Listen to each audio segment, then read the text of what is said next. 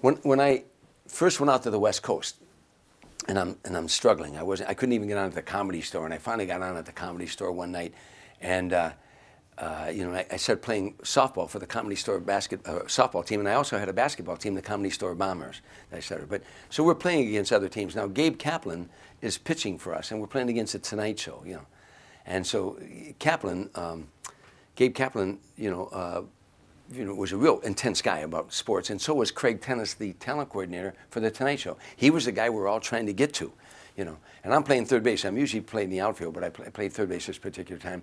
And Paul Black, one of the coordinators from the Tonight Show, round second, stretch a double into a triple. And Larry Beezer, who was a comedian who passed away, threw a perfect one-hopper to me, and I laid it down, and he slid right into the tag. And I said, he's out, and the umpire said out. And Craig Tennis went berserk. He was coaching third base. He was safe. He was safe. He wasn't out. He was safe. That was a bad call. Well, the umpire was also a comedian. He said, all right, you're safe, because Craig Tennis. Now, I didn't say anything. I turned my back. Meanwhile, Gabe came off the mound, and him and Craig get face to face. Gabe was doing the Tonight Show. You're wrong with him. They're arguing back and forth. And finally, Gabe said, Tommy, come here. He slid into your tag. You knew he was out. I said, Gabe, you're doing the Tonight Show? I ain't. If he said he was safe, looks safe to me. That's, 'cause I ain't going to ruin my situation. So now, I go to the Tonight Show. Gabe is hosting the Tonight Show, and I'm in the audience. Gabe said, you want to come? Yeah. So I see Craig Tennis and Paul Black there, and I wrote a note, and I gave it to the usher. I said, please give it to that guy down there. And I wrote, said, Dear Mr. Tennis and Mr. Black, they were both down there waiting in the side. I said, Dear Mr. Tennis and Mr. Black, my name is Pop Williams. I'm 87 years old, and I'm blind in one eye, and I can hardly see out of the other. The other day, I was about 150 yards away when I saw Paul slide in the third. He was out by 3 feet. Just thought you'd want to know that. Now, they read this note. They're looking up in the audience, and they see me, and they both start laughing. And that established my relationship with them. That moment established. Now, when I called them, they'd laugh, and they came to see me, and I finally got the Tonight Show through that. But my second story about Gabe Kaplan is, and this is a great autograph story. And Gabe and I was working the New York Playboy Club, and Gabe came to see me. Now, Gabe had Welcome Back Kotter then, so now he's hotter than a pistol. So Gabe said, Tom, you want to go for breakfast at the Brasserie? I said, yeah, sure. So we go over to the restaurant, and it's early in the morning, and as soon as we come up, the doorman says, oh, Mr. Kaplan, can I get your autograph? He said, can you wait till I finish eating, please? We go inside, and the woman with the menus, the hostess, she said, oh, Gabe Kaplan, would you sign one of our menus? He said, can you wait till I finish eating? And now we go into the restaurant, people said, Gabe Kaplan. Now we go sit in the back. Here comes the busboy with water. He said, Mr. Kotter, you think you might sign me an autograph? He said, will you wait till I finish eating, please?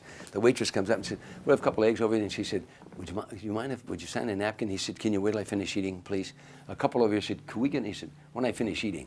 Now I'm starting to eat, and I look up, and here comes one of, you're Italian, you know what I'm saying? Here comes one, we call them Gavons. Here comes one of our guys coming across the restaurant.